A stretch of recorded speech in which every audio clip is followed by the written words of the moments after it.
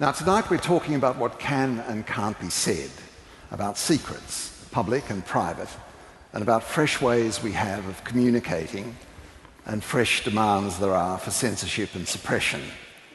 We're talking about war and terrorism and truth in the age of Twitter and Wikileaks and enhanced interrogation. Now let me introduce the panel. To my left, until 15 years ago, Stella Remington was Director General of MI5, Britain's domestic spy service, its ASIO.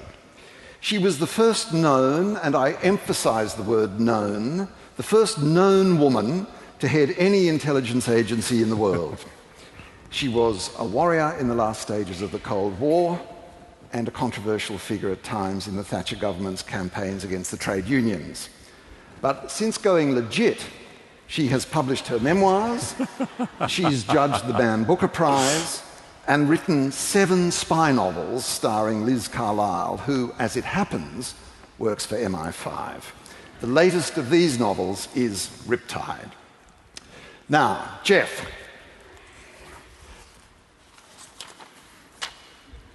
Jarvis is a famous American blogger, writer, and he's a podcast star and columnist. He's devoted to the new. He is a fan of social media, and he is scornful of the doom and gloom preaching by privacy advocates.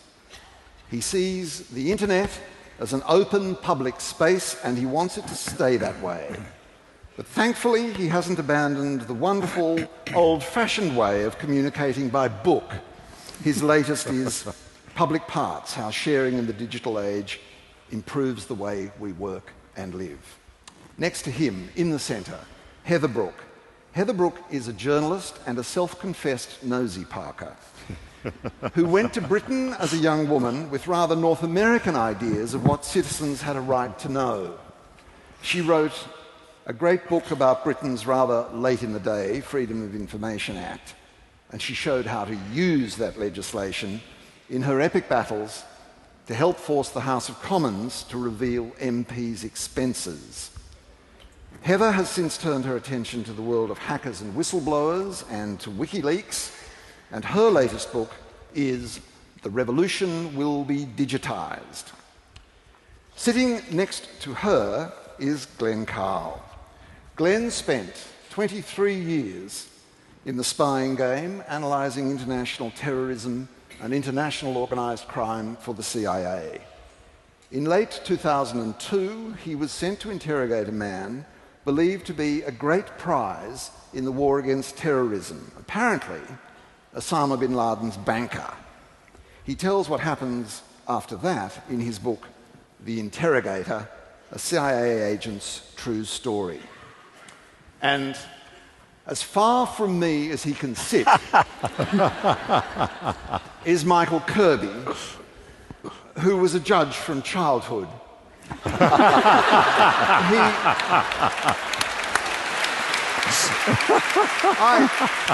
I forget now how it happened, but he went straight from Fort Street to the bench. And he ended up on the High Court, where he was a stimulating and provocative presence for 13 years. He is a fine advocate of sensible causes, and his Who's Who entry goes on forever, as we hope he will too. And recently he published his memoir, Michael Kirby, A Private Life. Welcome to you all.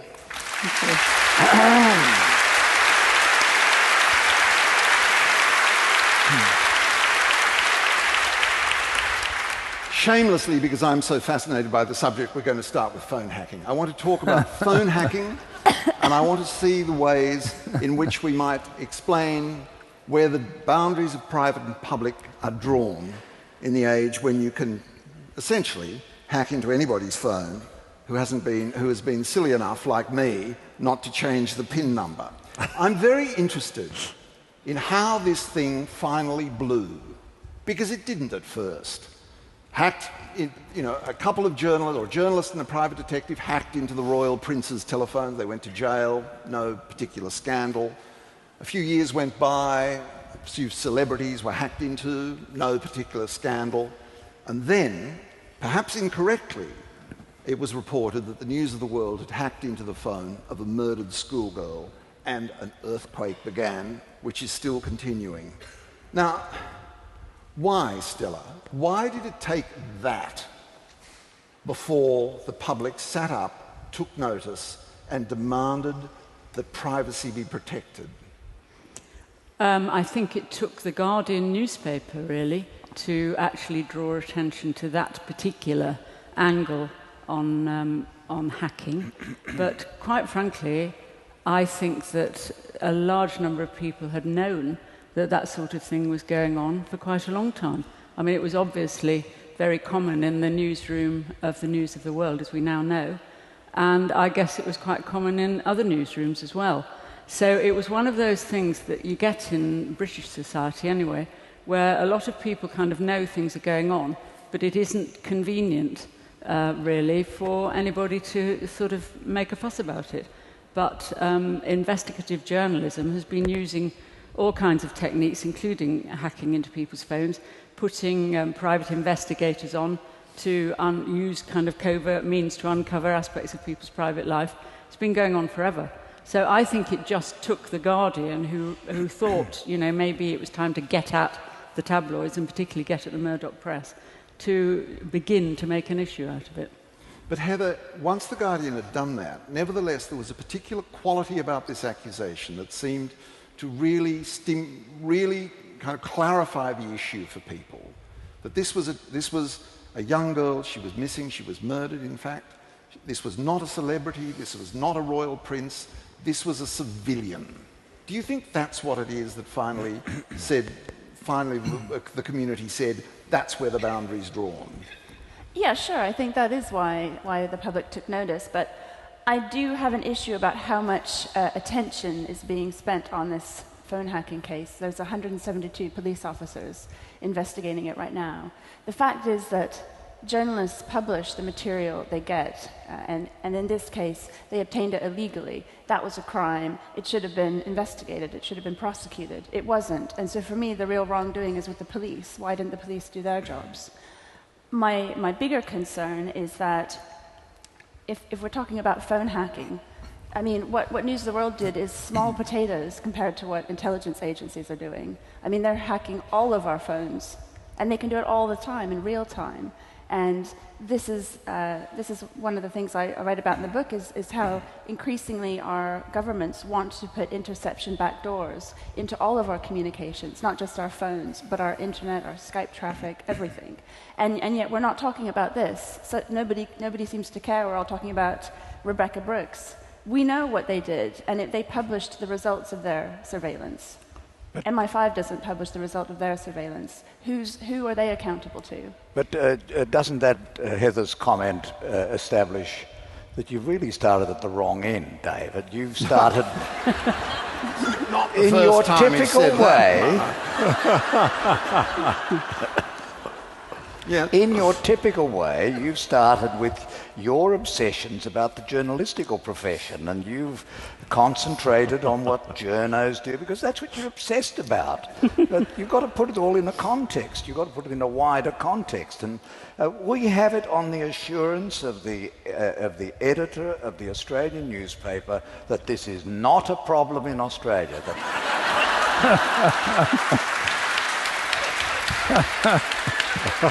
And what are you clapping for? Glenn, the point that Heather makes,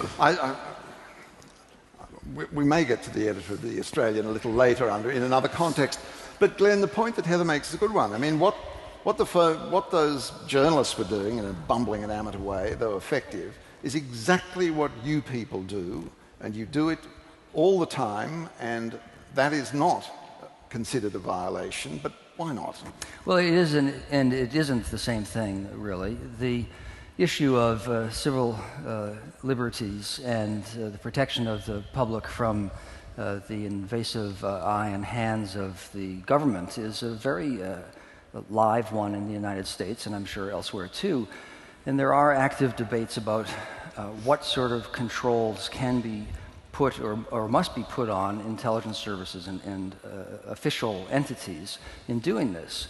The difference however, is that the government does have a mandate to protect the public if it acts in accordance with law, and you can establish where the firewalls must be set to protect individual rights and yet to allow authorities to perform their mission too. But they are fundamentally different than a private entity that's just out to make money by exploiting people's scandals. Jeff, why fundamentally different? Would you agree with that? That's a fundamentally different action? I think we're conflating two things here. One is that I'm not sure that the hacking is about privacy. I think the hacking, as Heather says, was about illegality and decency and a certain matter of cultural evil in the company to do it. But I think Heather's also right here that when you hear these days governments are trying to fix the internet, though I don't think it's broken, about privacy as well as piracy and other issues as well. But government fancies itself the best protector of privacy, but in fact it is the worst threat to privacy because government can use our information against us. It has the power of jail and law and taxation and so on. And I think that that's what we have to be aware of is for example, in the United States, we have rights involving our mail, our physical mail, that our communication has to be opened only with warrant. Those protections have been brought over to our communications online. And so we're not talking at the level of principles. We're treating things differently because of different technology, and that's what's wrong. Indeed, because all of the battles were fought over the interception of telephone calls. And Stella, there's a whole history, isn't there, of what MI5 can tap. But yet, all of those fights seem to have seem to have been ignored in the new technologies. Not quite sure what you're saying here. If MI5 needs to intercept people's communications, it has to make a case related to national security, and it has to get a warrant in order to do it. So that is our protection, and that process can also be scrutinized by an external scrutineer. And so all these protections are built in the law, as are the functions of MI5. Who does it get a warrant from? Who do they get a warrant? They have to have a warrant signed by the Home Secretary or the Foreign Secretary. And is it specific to the person, or is it specific to the person? You have to make a case that the particular person whose telephone, mail, whatever it is you wish to intercept is a threat to the nation's security, and moreover, that you can't obtain the information that you need in order to develop the case by any other means. And there are, as I say, there's a whole raft of protections all built into the law. The issue now is that it is out of date, really, to assume that we only communicate by telephone and the mail. Absolutely. Most of us communicate by all sorts of other means, like Facebook and emails. And so the issue at present is extending those powers with all those protections to our use of the email, Facebook, or whatever it is. But that does not mean that MI5 or any other intelligence agency is going to scrutinize everybody's email. Can you imagine what size of organization, bigger than the KGB at its height, you would need to do that? And why the hell would you do it? The citizens at large are not presenting a threat to the security of the state. Certain people are. And the job of a security agency is to protect our civil liberties, to protect our freedoms in a democracy against those either who wish to overthrow our democracy and establish a totalitarian state or kill us all for their own reasons. And that's what intelligence agencies, security agencies in democracies do, and they need the tools that are up to date in order to be able to do it with all the protections that are built in through the law. Glenn. Yeah, one should always be concerned about whether a government can encroach inadvertently or consciously on civil liberties and individual rights. There's a robust debate about that all the time in the United States, and I'm sure elsewhere too. But the facts are, even before the Patriot Act, before the events of 9/11, and since, that the federal authorities, the FBI in particular, and the CIA take their responsibility to obey the law, which is designed to protect individual rights, while allowing the authorities to do what Stella was just talking about quite seriously. An example of how this is done: you must obtain, an FBI officer or a CIA officer must obtain a warrant to conduct a phone tap or tap into somebody's email account at all. Let's say the warrant is for me. and they are listening to my conversation. So long as I'm talking, literally, and I've seen this happen, I've participated in these operations, we will listen, and when someone else comes on the line for whom we do not have a warrant, we literally must turn the device off and wait 1 minute, and then we can turn it back on. Oh, still not the person for whom we have the authority, we have to turn it off. And those tests are, those procedures are subsequently verified by our superiors. So if we don't obey the spirit and the letter of the law, only to tap persons for whom we have warrants, we will be punished and prosecuted. Glenn, we watched The Wire. I never have. You watched The Wire.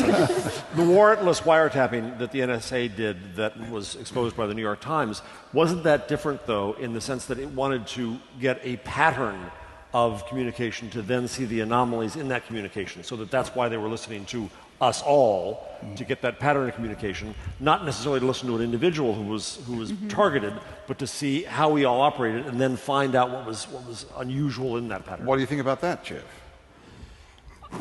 Fair enough, or outrageous, or? That's what we're negotiating right now. I mean, I'm an odd beast at this because I'm also was at the World Trade Center on 9/11, and I saw the exact impact of what happened there, most personally.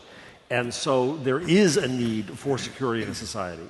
The issue here is whether we can trust the government to act properly and with restraint and with controls and with checks on that or not. So I think there is a need to seek security, but there's a greater need for these controls and checks. And I think there's a real issue about one area of government going to another area of government, as Stella says, apparently is the case in the United Kingdom. Exactly. Because normally the way we put checks is to require that the enthusiastic executive branch goes to somebody who is either a judge or an ex-judge, who will, as it were, look dispassionately at the matter, and that's what we do with telephonic interception. And the question is whether or not we have to extend that logic into the new media and to have somebody who's outside the enthusiasts. The problem of enthusiasts is that they get carried away. Is rendition, for example, in the United States, rendition of people, say, to Egypt, where they can be tortured to get information, is that specifically covered by US law, Glenn, or not? Oh, it is, yes. The CIA is... Must be allowed then. Well, it's not allowed, and there are some... we have the assurances from the editor of the Australian. This is the problem. I'm glad to hear that Americans also accept these assurances. Glenn, please. I mean, we're amongst friends here. And we allowed the Americans to render to the Egyptians an Australian citizen. And then we provided the Egyptians with material to help them interrogate him. And then at the same time, we lied to his wife about where he was and lied to the public about where he was. So please, you are amongst friends. We're all cooperating. We're doing our bit here. I always trust everybody. Well, there's the law, there's the spirit, the letter, and the facts. The law, that's a true statement, actually. No, the law is clear that American officials, CIA, State Department, FBI, or so on, we may not, the United States may not hand an individual to a government that we believe will violate human rights, such as in torturing someone. So what happened in the 90s and then subsequent to 9/11, if we wanted to give someone to the Egyptians, and Michael Scheuer, a predecessor and colleague of mine who was head of the Osama bin Laden branch in the 90s, has spoken about this, the authorities would write an affidavit saying, we have assurances from the Egyptians that they will abide by their international obligations. And they knew that that was not an assurance that they should accept. Well, I think the fact is, yes, that's correct. Well, but that was the maneuver done to hand someone to the Egyptians or the Syrians. This is the problem with enthusiasts. They get carried away and they need scrutiny, and scrutiny by very practical, hard-nosed people who are experienced in the misuse of power. That's why Justice Hope did the big investigations here and laid down a very good regime in Australia, but the question is whether it's kept up to date. I'm not at all sure. Well, that's why in the United Kingdom we also have these layers of scrutiny.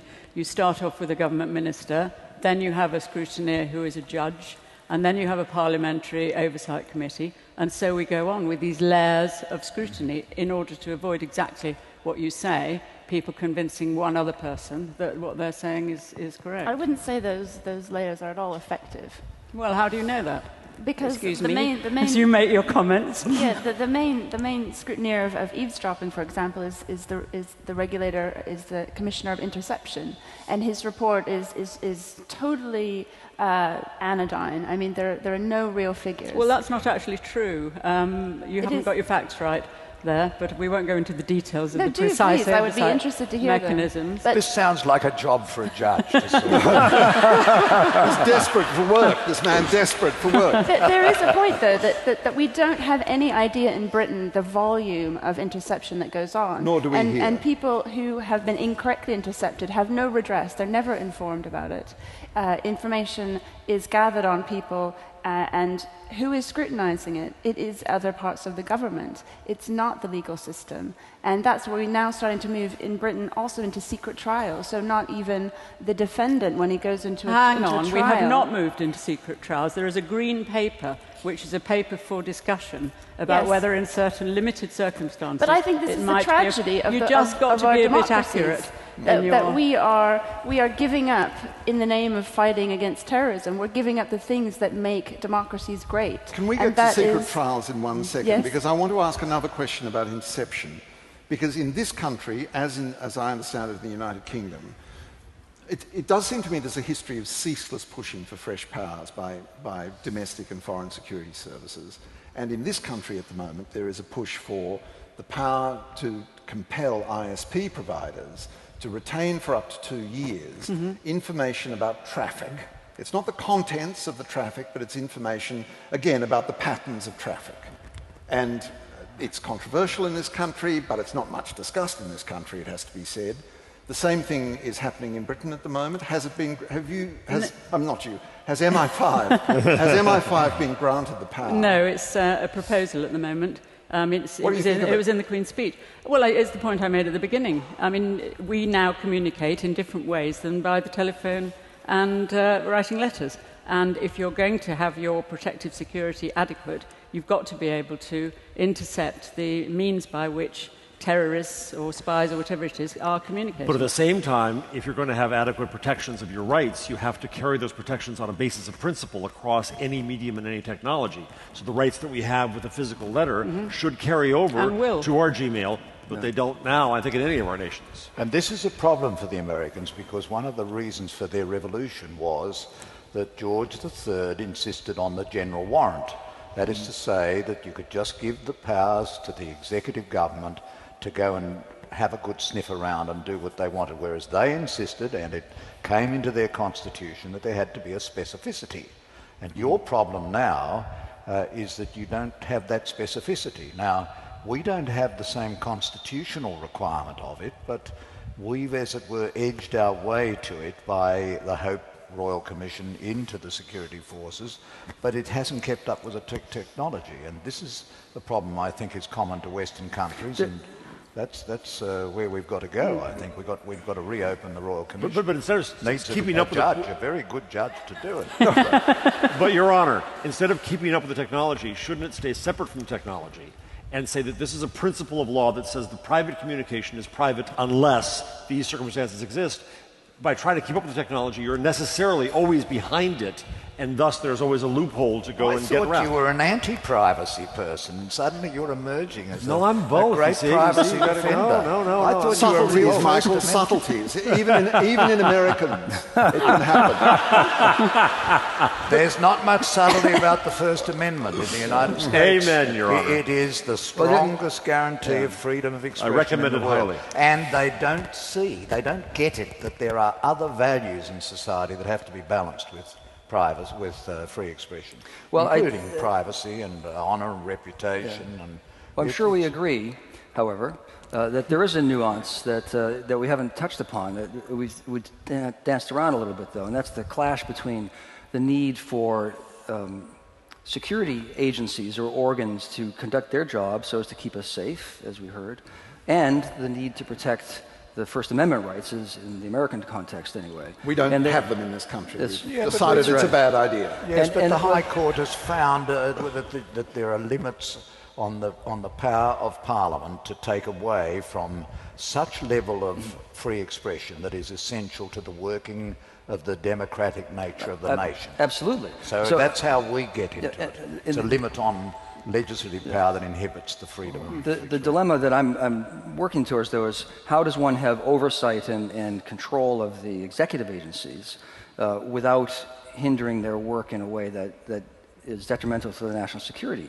And the solution, which is always imperfect, but what I think the best you can do is you can't have total transparency and let the public decide what makes sense. You have committees that are basically, you hope to separate them from the executive, so you don't have judge, jury, and hangman all in one entity.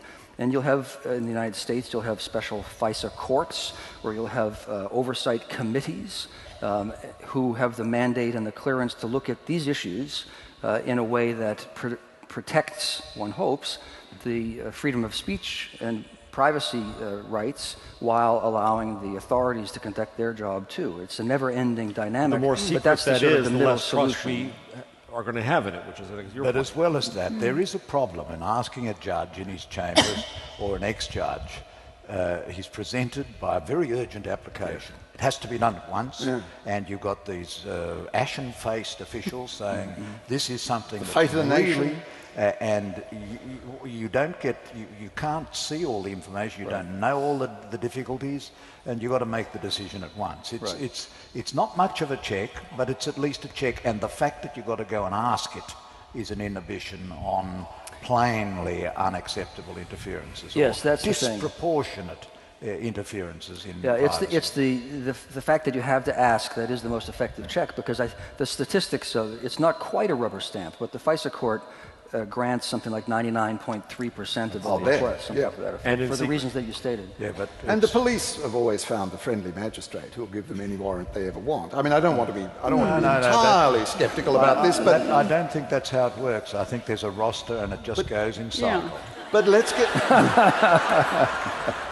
But let's get to the issue. Let's get to the issue of secret courts. You've got off journalists now.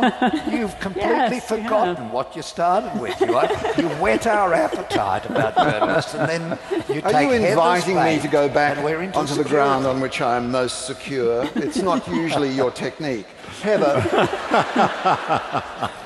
The secret courts. And my question to everybody on your panel: how is the public to have faith in the findings of courts to which the public has no access, to which the accused is given no right to know the case against them?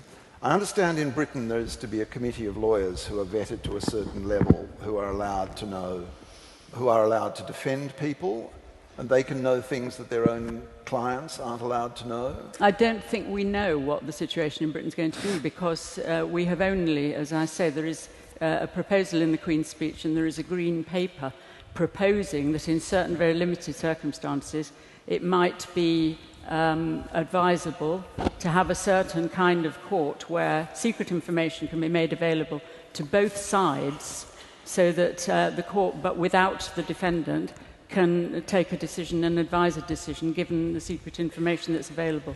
But this is only a proposal, and I think it's got to go through a lot of debate and discussion, and certainly the civil liberties side will object to it, and it may well never come to pass.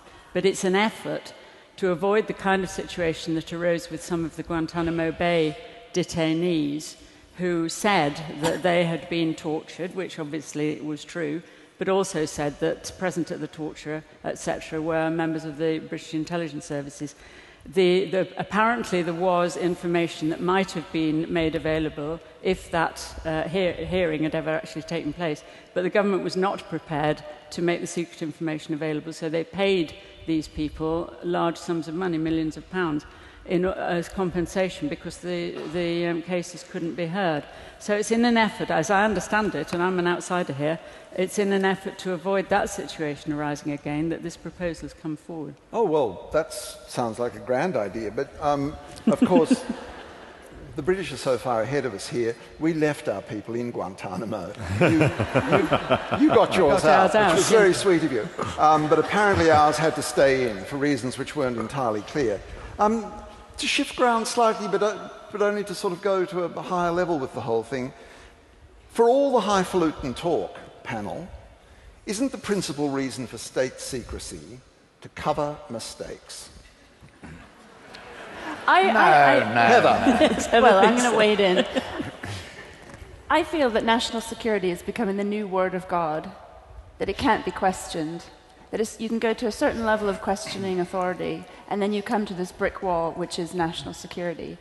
And if we're thinking about what is national security, who are we protecting? Are we protecting the political status quo? Are we protecting a bureaucratic fiefdom?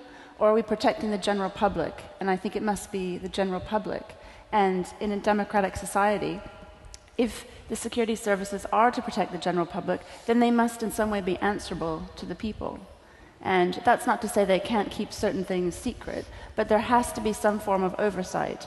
And at present, I do sense that they are they're disrupted, as all politicians are, by the internet, by the way it's diffused out power. And the idea of free citizens communicating freely without the government knowing what they're up to scares them, frightens them. They're no longer the information gatekeepers, or the power gatekeepers. And they want to maintain that status quo. And I feel like that's why we're seeing this massive power drive from intelligence agencies across the world about trying to figure out a new way to re-engineer the internet so they maintain control. Jeff. Government has become secret by default and open by force, whether that force is Assange or a reporter or freedom of information. Government clearly must become the opposite, which is to say transparent by default and secret by necessity. And there are necessary secrets related first and foremost to citizens' privacy, related also to security, related to some matters of diplomacy. But the problem, and I think the WikiLeaks revelations revealed this, that the banality of secrecy, the overdoing of secrecy, government robbed itself of the credibility of being able to decide what should be secret when too much is secret. And that's the position we're in now. So we can keep trying to force the secrets out of government. And of course, part of the problem with WikiLeaks is that what you would hope it would lead to is more openness. And of course, it leads at first, the reaction is to the opposite. It's more walls, more steel, more iron put around us. But in the long run, the internet will demand and cause openness. The lesson of WikiLeaks is that it's much harder to keep secrets.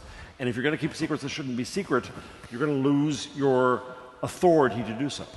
I think the lesson of WikiLeaks was that the Americans didn't really know what secrecy was, because they had this huge database, which they were calling a secret database, which contained all kinds of stuff that clearly wasn't secret, and also was available to, as I understand it, thousands of people. You can't have a secure database or a secret database if you're going to make it available to all kinds of people, including a young man who'd only just joined the army or whatever, whoever he was. A troubled youth, who was going to put it all on a disk and take it home. So I think that's the lesson of WikiLeaks. But the interesting thing is that really it's now quite a time since the WikiLeaks were revealed. And save for one or two instances, I saw a report in a News Limited paper last week saying that somebody in Iran may have been executed because of the WikiLeaks. That when you look at it, there hasn't really been a fallout. Okay, there's been some embarrassment and some private matter has been revealed, but it's really no big deal, isn't it? Well, but it helped cause the Tunisian revolution, which I think is a positive. You think it's a positive? I think that's a positive. Yeah. I think that gives dramatically too much credit to WikiLeaks to doing anything in the Arab Well, we're not talking world. about the motives. We're talking about the consequences Of the information. I wouldn't attribute the revolution, the Arab Spring, to anything to do with WikiLeaks whatsoever. But I don't want to talk about that point for a second. You asked, we touched on so many things in the last 90 seconds, about 12 different topics, 13 different ways.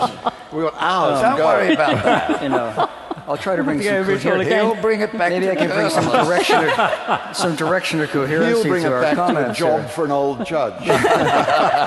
Glenn, I'm sorry. Not keep so going. much of the old. Your initial question was, what is the point of classification or secrecy? And does it serve to protect Overwhelmingly secrets or to avoid embarrassment? Yeah. And of course, in fact, it should be the former, and it is both. To classify something so as to avoid embarrassment for the government is not necessarily an illegitimate reason to classify something. There are a large number of facts and issues and thoughts that legitimately should be kept secret for the functioning of government. It's not also, as much as they claim, though. I agree entirely, and that's almost my next sentence. It's also true, and I think probably maybe all but two of us on the panel, because you're the pure citizens. It's a small majority you have there. But we have the power. Do you have to be so blunt? There's transparency. Clearly, a lot of things we all have observed this in the government will be classified by default, unthinkingly, because that's simply how stuff is done, and also more consciously because it would be in some way embarrassing. And it's an endless struggle to try to act rationally and not to do CYA classification. I don't think there, frankly, is a clean solution to this. This is something, it's like... Well, getting caught a lot. It's like is one vacuuming solution. the apartment. You have to do it all the time. And that's just how it is. So that's what secrecy does for both things. But I think that the concerns that we are losing our way, I've lost what you said, although it was very pithy. That's rarely said to me. Thank you very much. I think that you lose the authority to set secrecy when the secrets are revealed to be banal and in fact sometimes helpful. And so that's the issue: is that over-classification of documents is a real problem. Yes. But I don't think that there is a clean solution to that. You have to continually. But try I think two of us might argue on the panel. Now, if I could say something the about internet may be a help to that, because the internet does force openness in ways that institutions cannot grapple with right now. I am agnostic on It's that. I a don't question, know. isn't it a question of whether the First Amendment in the United States is going to permit regulation of the internet in a way that damages the freedom which you protect for the rest of the world by what to us seems a somewhat extreme and absolute position of protection of free expression under I your recommend Constitution? free expression highly and the protection of it highly. We have Section 230 in the U.S. that, for example, protects a system provider from liability for the speech of others on their system, so that we can have that speech, which I think is a wonderful thing. It's kind of the online Yeah, but equivalent that's of the just First a Amendment. statute. That can be undone. I realize that, but it also goes to the principle that speech is important.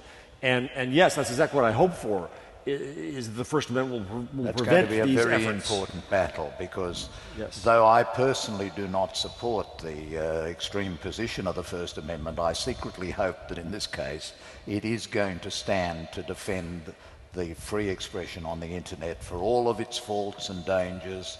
I think that is a very, very beneficial thing for freedom in our world. But it's not just about things like this. It's also, if you look at the EU, Viviane Reding's proposed regulations on privacy in the EU, for example, argues for a right to be forgotten, which sounds quite nice. But if you and I have an interaction, then who owns that information? What's to be forgotten? If you say something should be forgotten, then that impinges upon my right to free speech. They've talked about she talks about a privacy by default, which would affect, if that were the law of the land, we'd never have Twitter, we'd never have Flickr. And these are things that aren't Is just there some way about we can get rid of emails? amen to that. So these are things that aren't just out of the First Amendment; they're also out of principles of law in other nations as well. Glenn, I want to go change back. gear. Yeah, I want to go back to the WikiLeaks for a second and say Yeah, something sure. that will apparently be contrarian for many. I've heard this quite a bit. It's almost become conventional wisdom. It's sort of a little bit of intellectual totalitarianism that one take as given that the WikiLeaks phenomenon was a positive event. And I find it appalling, frankly, and I'm glad that the man who leaked the stuff is going to jail. And if I could put Julian Assange in jail, I would do that too. No citizen gets to choose what the government can do with respect to the regulations and the procedures that we elaborate carefully and laboriously through the process of government on what should be classified and what shouldn't. No one can be a vigilante for justice, and no one can be a vigilante. Are there no whistleblowers? Are there to be no whistleblowers anymore? No leakers? No. I mean, that's the basis of journalism. That's how we move. That's how we discovered so much about the world. No, I'm in favor of a free press, and leakers have a. What would you think about? What do you think about the Pentagon Papers? Should they have been leaked? There's a difference in degree. Yes, there is a difference. Yes, there is. There is a difference in degree and quality. And I was talking about this the other day. They were actually more highly classified. Yes. They were more highly classified documents than what was leaked in WikiLeaks.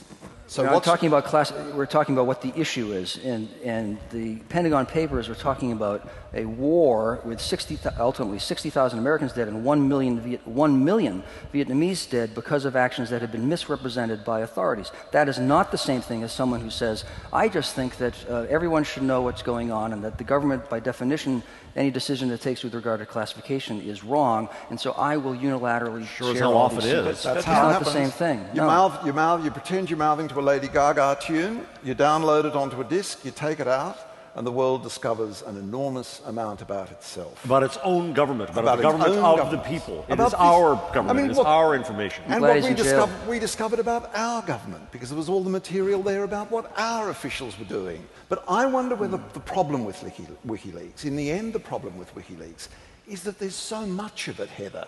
You worked on the WikiLeaks stuff. How do we as the public deal with this enormous quantity of material? We're defeated by it. This was Stella's point earlier. Well, I'm not a great fan of Julian Assange myself, having worked with him on the diplomatic cables, and I don't think that you should let that get in the way of what WikiLeaks as a concept is, and I think it must be supported as a concept, this idea of whistleblowers.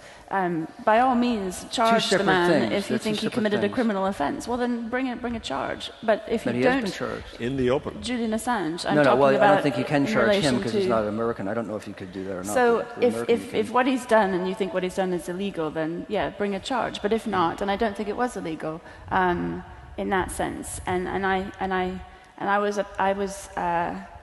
I thought it was very disturbing the way parts of the American government reacted when the diplomatic cables were published. So I worked on the cables at The Guardian, and they were very disturbing for people in power, because you're starting to publish things that have never been published before. You're really getting into the heart of power when you're publishing diplomatic cables and information about war. But I think that's part of what is so revolutionary about our time, is that we are starting to get right in there with power as people. We're not accepting these little walled gardens where people in security services, people in the cabinet office, they can make decisions that affect all of us, that spend all of our money in taxes, and we're just going to trust we're going to trust you all. There can be some level of trust, but I think there has to be, I certainly as a citizen, I want to know more about what's happening. I demand more. I can find out about all sorts of things on the internet. Why can I not find out about my own government? I think for the same reasons that lawyers and clients have a privileged relationship, so can government officials in the conduct of their business have legitimate reason to maintain confidentiality. Who checks the legitimacy? Yes, but that's not quite right. The privilege belongs to the client, not to the lawyer, and it is strictly controlled. It has to be very relevant to the subject matter, whereas the whole point of WikiLeaks is that it's demonstrated that an awful lot of it is just gossip, mass material, stuff that should never have been classified. And the bottom line is how many real cases of actual damage to the vital interests of any government have been demonstrated by it, as distinct from letting people know the general nature I wanted to say one other point. Please. At the same time that people in government say, isn't it terrible that we need to have this level of confidentiality, they're on a wholesale campaign to just strip all citizens of privacy. And that's what we're talking about, the interception capabilities. We're talking about the way we're all under surveillance with cameras. And we're all made to be incredibly transparent to authority. And yet authority then demands to have that confidentiality.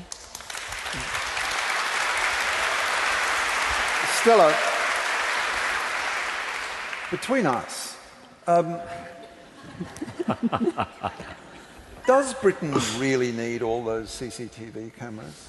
I mean, just between us. The CCTV cameras, as I understand it, have been put up by all sorts of authorities, certainly not by the security service. They have been put up by shopping centres. They've been put up by people who monitor the speed people are driving at. They've been put up by the people who run our stations to make sure people don't get on trains without tickets. So the trouble was that there was no regulation to prevent the world and his wife sticking up a CCTV camera for their own purposes. And that's how this great proliferation of cameras got there in the first place. And then all of a sudden, of course, we had dreadful events like the bombing of the London Underground, 7/7 as we call it. And they turned out to be quite useful. They turned out to be extremely useful. And on one of the cameras that had been put up by the railway company or the underground company, there were pictures of the people going off to do the bombing with the bombs on their back.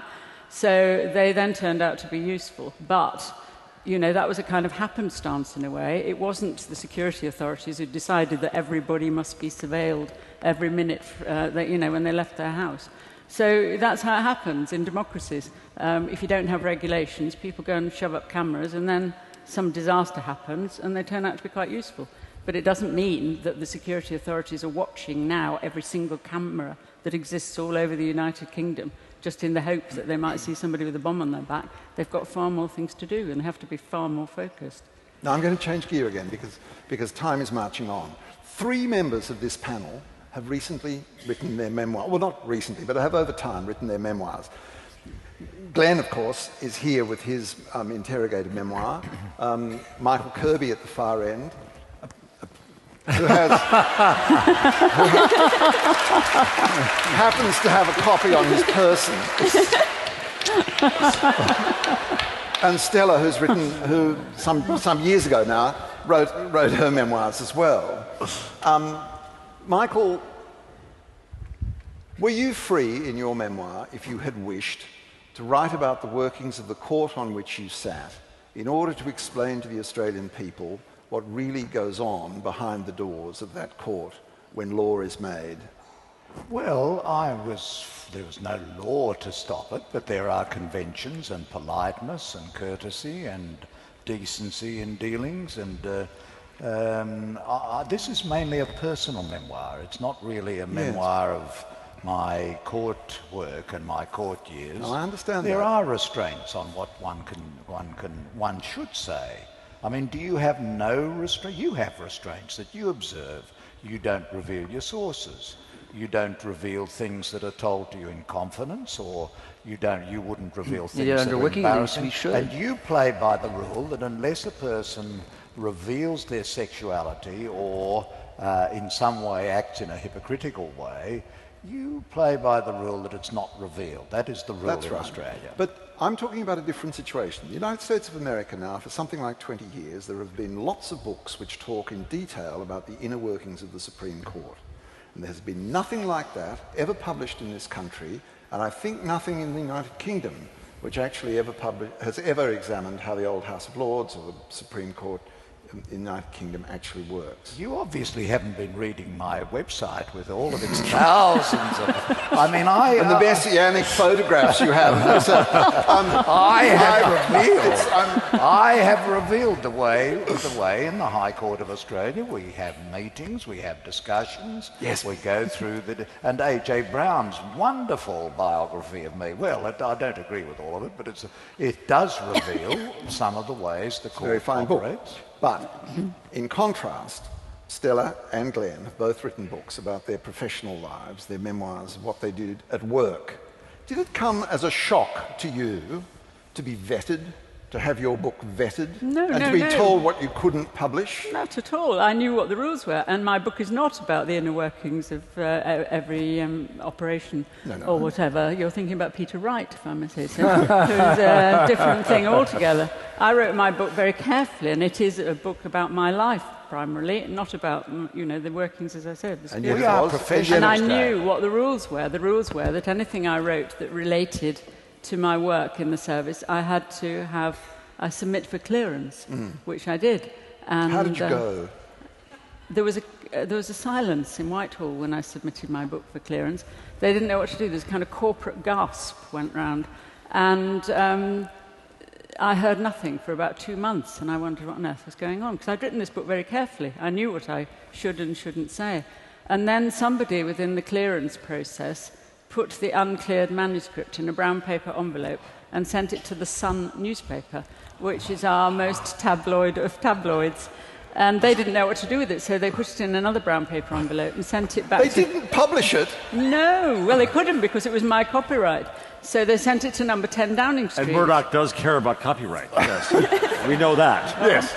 I think was it pre-Murdoch? I can't remember when he bought the Sun. But anyway, ruining the punchline. Yes. No, so you had anyway, the Sun then. And then after that, you know, there was a whole great press furore about me revealing all the nation's secrets, which of course I wasn't doing. And in the end, it was cleared, and I knocked out a few things that I was asked to change, and that was all. Are your Liz Carlisle novels vetted? Yes. The rules are that anything I write that can be seen to relate to my work in the service has to be cleared. So I religiously send in my novels every time, and they read them. And okay, I get little notes back saying, please would you not use this pub, you know, the Queen's Arms in Highgate. Please use the King's Head in Camden or something instead. Which obviously means that I've inadvertently fallen over some place that they are currently using in an operation. But as it's a number of years since I knew anything about the details of their operations, I don't think there's much chance that I'm going to reveal anything that will damage the nation's secrets. But Glenn, your book was heavily redacted. It was. 40% of my manuscript, 40,000 words of the initial 100,000 words were taken out. The restrictions or the obligations for me are the same as we just heard, and they are legitimate to protect the legal mandate and obligation of the CIA's Publications Review Board is to protect sources and methods, and that's fine. We shouldn't be able to say that so-and-so is spying for the United States, or here's how you pick a lock, or things like that. That's all legitimate. Unfortunately, or not surprisingly, sources and methods, which sounds like a clear guideline, is a term of art, and it can be interpreted in different ways. So, depending on the political winds and the administration in power at a given moment, it will be interpreted more restrictively or more expansively. And clearly, since I was writing about rendition, detention, interrogation, and possibly torture by American officials, this would be of concern and for political administration and a governmental institution. So they were aggressive in trying to stop me from really writing anything too coherent, which I succeeded in doing. But they went well beyond, frankly, sources and methods, and I've told many people before, but it bears repeating. These are literally true examples. I quoted T.S. Eliot, and they censored that. And That's on taste grounds. Well, I responded. I told them that, you know, snobbery was a bad thing, and I applauded them for striking a blow against it, but that was not their job. I quoted Rudyard Kipling, and they censored that. At one point, I called a colleague a gibbering fool, and they censored that. I said, I made the dramatic revelation of national security by saying at a certain moment I found that headquarters, my colleagues in the field, and I all disagreed. And they censored that, and I said, I'm not allowed to disagree, and apparently the answer is no. Oh, we could certainly do that in the court. You know, so were there areas where they me. would think that you were revealing things not unlike WikiLeaks? No. Glenn, it doesn't work. The man that you were sent to interrogate, you called in the book Captus. What was his name? I may not say. Will you deny that he was Pasha Wazir? I may not say. That you interrogated him near Rabat? I may not say. And that you went with him to a CIA prison called the Salt Pit Prison in Afghanistan? I went with the detainee, whom I call captives, to a facility I call Hotel California. I may say that, but I may not. I use the word may. Obviously, I can confirm or verify or clarify. What is the point of these denials? For me? For you. Legal yes, liability. For you. For me, it's legal liability. What liability do you face? Well, my obligation is not to reveal sources or methods. And if the CIA decides in the formal process of publication review that certain statements or facts are not allowed, then I am enjoined legally from revealing them. So I will not confirm, deny, comment at all on things that I may not do. So there are enterprising journalists, some of whom are competent and principled, who have come to certain conclusions. Have come to certain conclusions, and they are welcome to do so. I will defend their right to do that, but I may not comment on that. On that note, we're going to end. It's 10 o'clock, and it's time for the signing. Will you join me in thanking our panel very much? And our moderators. Well done. Well done.